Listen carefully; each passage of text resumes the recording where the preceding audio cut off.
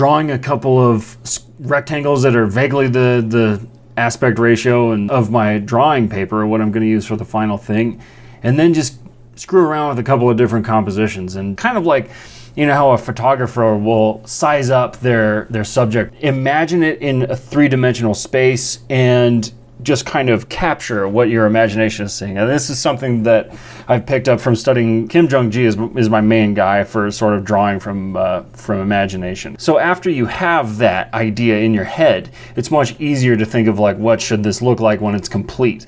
You know, I think when you first started drawing, you generally have this picture in your head of what it's supposed to look like at the end of it.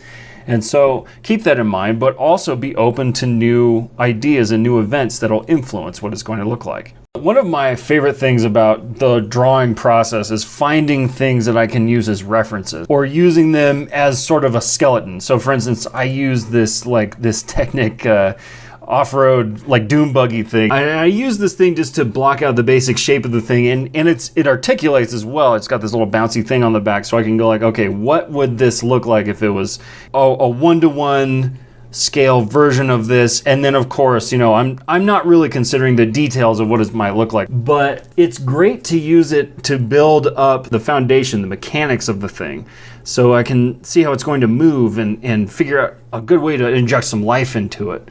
And also, of course, I've got this great photographic encyclopedia of 20th century guns.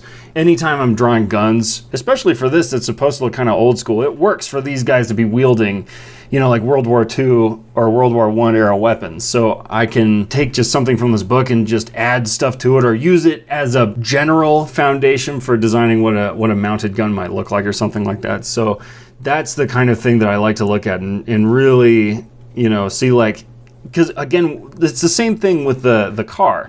You get an idea for how even a fictional gun should work, or, you know, the parts that should be on it to make it look like it could believably function. I think that's really important, especially if you're doing something, you know, that takes place in a world that is supposed to feel alive.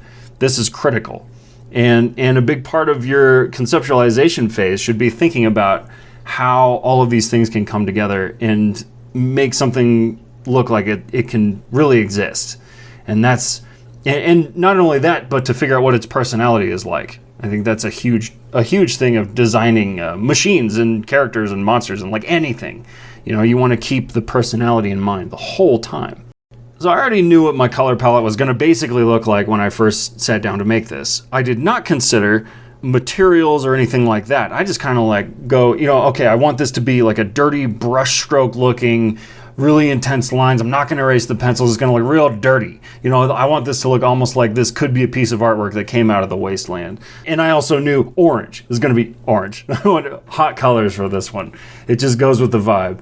And I was probably going to leave the background white just to let the subject speak for the whole composition. And white and black and, you know, just a flat emptiness can also serve to drawing the viewer's eye to the subject and just making it pop that much more because it exists in a vacuum. So I knew I wanted it to be orange, but I didn't really think about what materials. And I tried a couple of things with like watercolor, and I realized, oh, the brush pen I just used, not waterproof, not even water resistant. So I decided to try a couple of different things. I did some testing over on the sketch paper.